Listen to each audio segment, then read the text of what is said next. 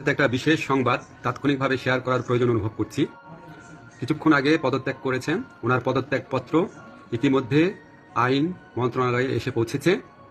এটা উপযুক্ত প্রসেসিংয়ের জন্য আমরা কাল বিলম্ব না করে এটা খুব দ্রুত কয়েক ঘন্টার মধ্যে এই প্রক্রিয়া সম্পন্ন হবে। আসিফ নজরুল, যিনি বর্তমানের আইনমন্ত্রী, তিনি লাইভে এসে দেশবাসীকে খুশির বার্তা দিলেন। আর খুশির বার্তাটা হচ্ছে রাষ্ট্রপতি শাহাবুদ্দিন চুপ্পু তাকে পদত্যাগের সিদ্ধান্ত নিয়েছে, তিনি পদত্যাগ করেছে। দর্শক, অজানা কিছু গুরুত্বপূর্ণ তথ্য থাকছে আজকের এই ভিডিওতে। কেনই বা তিনি পদত্যাগ করেছেন, এখানে বড়ই চাঞ্চল্যকর তথ্য, যে তথ্যগুলো আমরা জানি না। তিনি হচ্ছে আওয়ামী লীগের একটা পোষা কুকুর ছিল, তাকে নিয়ে কিন্তু সামাজিক যোগাযোগ মাধ্যম সহকারে সারা বাংলাদেশ থেকেই কম বেশি প্রতিবাদ করা হয়েছে যে রাষ্ট্রপতি হচ্ছে আওয়ামী লীগের পোষা কুকুর, তাকে কেন এখনও রাষ্ট্রপতির পদে রাখা হবে।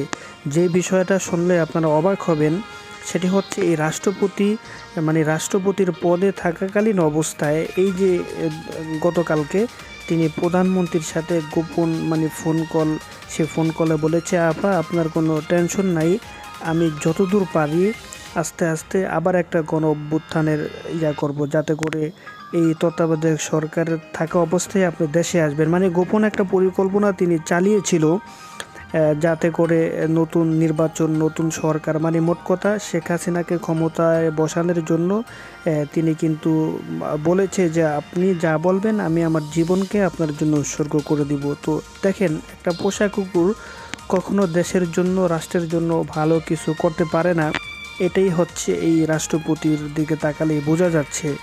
এটা আপনারা জানেন যে পিনাকিদা এর আগেই বলে দিয়েছে যে রাষ্ট্রপতি তিনি হচ্ছে আওয়ামী লীগের পোষা কুকুর, তাকে দিয়ে কখনো রাষ্ট্রকে সঠিকভাবে মেরামত করা যাবে না। শুধু তাই নয়, এই যে স্বরাষ্ট্র উপদেষ্টা সম্পর্কেও কিন্তু পিনাকিদা গুরুত্বপূর্ণ কথা